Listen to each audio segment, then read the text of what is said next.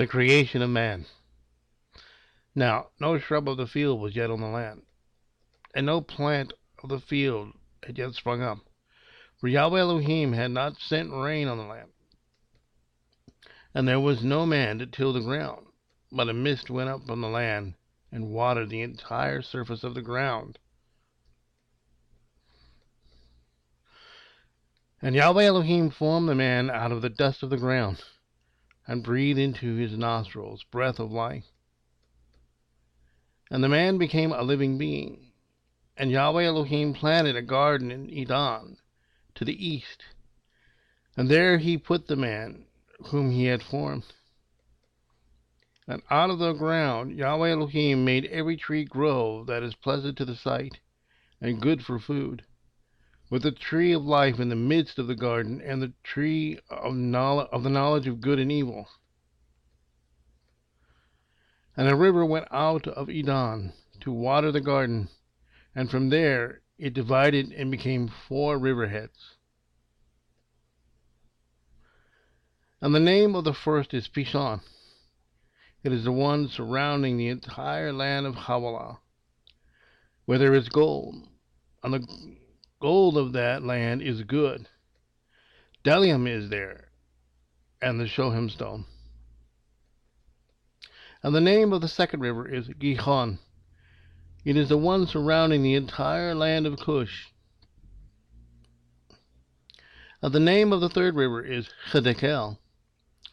It is the one which goes towards the east of Ashur.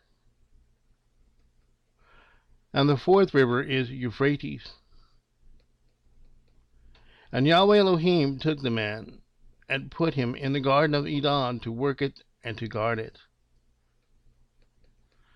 And Yahweh Elohim commanded the man, saying, Eat of every tree of the garden, but do not eat of the tree of the knowledge of good and evil, for in the day that you eat of it, you shall surely die. And Yahweh Elohim said, It is not good for the man to be alone. I'm going to make a helper for him, as his counterpart. And from the ground Yahweh Elohim formed every beast of the field and every bird of the sky, and brought them to the man to see what he would call them. And whatever the man called each living creature, that was its name. So the man gave names to all livestock, and to all the birds of the sky, and to every beast of the field. But for the man there was not found a helper for him as his counterpart.